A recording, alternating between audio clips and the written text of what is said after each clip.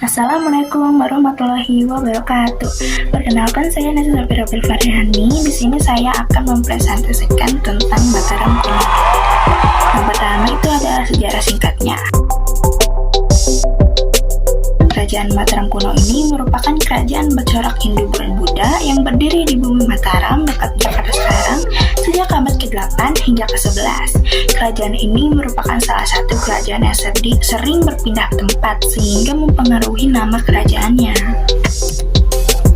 Nah, saat berdirinya, kerajaan ini memiliki ibu kota di daerah Mataram dekat Jakarta sekarang, sehingga kemudian diberi nama Medang Satu Bumi Mataram.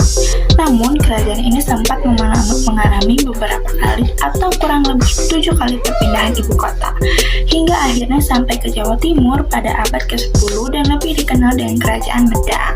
Nah, untuk pendiri kerajaan Mataramnya adalah Rakai Mataram Sang Ratu Sanjaya yang berkuasa antara 732 sampai 760 Masehi. Dalam sejarahnya, kerajaan Mataram kuno ini diperintah oleh 2 dinasti nih. Yang pertama ada dinasti Sanjaya yang beragama Hindu dan dinasti Sailendra yang beragama Buddha.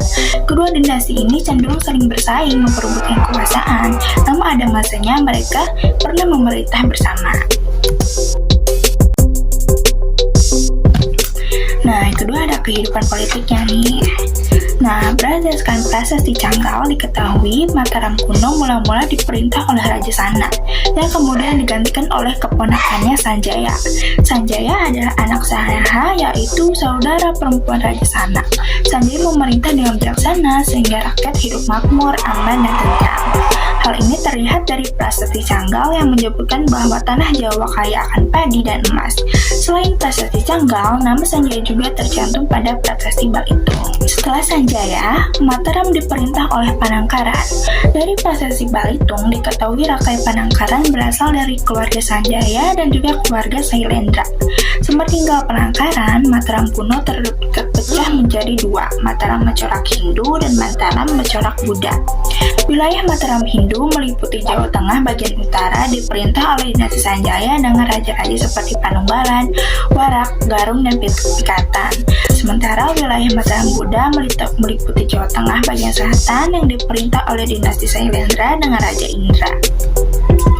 Nah, perpecahan di Mataram ini tidak berlangsung lama. Pada tahun 850, Rakai Pikatan dari Wangsa Sanjaya mengadakan perkawinan politik dengan Pramodawarni dari keluarga Sailendra.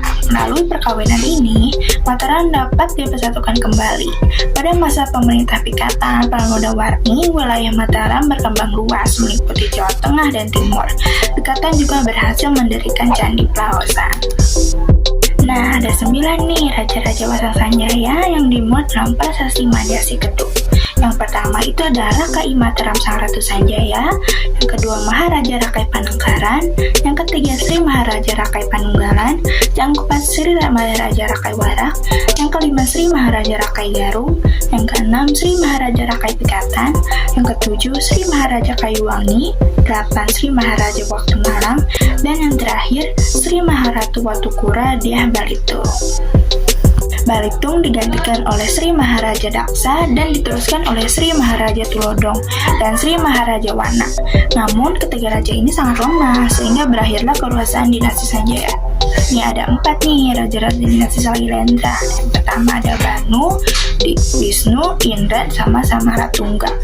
Nah, Samaratungga ini kemudian digantikan oleh Rakai Pikatan, suami dari Pramodawarni yang berasal dari Wangsa Sanjaya. Nah, kembalilah Wangsa Sanjaya atas Mataram kuno sepenuhnya. Nah, untuk masa kejayaannya ini, kerajaan Mataram kuno mencapai masa kejayaannya pada masa kepemimpinan Raja Balitung. Bisa dilihat dari banyaknya bangunan candi dan prasasti yang dibuat olehnya. Di antaranya ialah kompleks Candi Prambanan, Daksa, Tulodang, dan Wawa. Nah, untuk masa keruntuhannya, Mataram kuno ini mengalami keruntuhan pada tahun 1080. Ada beberapa faktor yang menyebabkan keruntuhan pada kerajaan tersebut.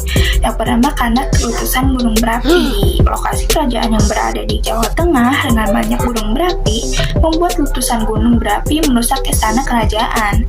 Yang kedua adalah kekosongan kekuasaan di masa raja terakhir karena sang raja tidak memiliki pewaris tahta, sehingga kekuasaan diberikan oleh Mpu Sindok yang merupakan seorang penasihat kerajaan.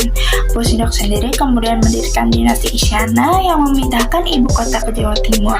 Selain itu, kerajaan Mataram kuno juga bermusuhan dengan kerajaan Sriwijaya dengan Wangsa Sailendra. Nah, di sini ada peninggalan candinya nih dari kerajaan Mataram kuno. Yang pertama itu ada Sewu, yang kedua Borobudur, Prambanan, sama Pelausan. Nah, ada 4 nih peninggalan prasasti dari kerajaan Mataram kuno. Yang pertama ada Canggal, Ratu Boko, Sojo Mertobatang, sama Karangtengah. Gitu dulu penjelasan dari saya tentang Mataram kuno. Mohon maaf bila ada kesalahan kata dan lain-lain. Wassalamualaikum warahmatullahi wabarakatuh.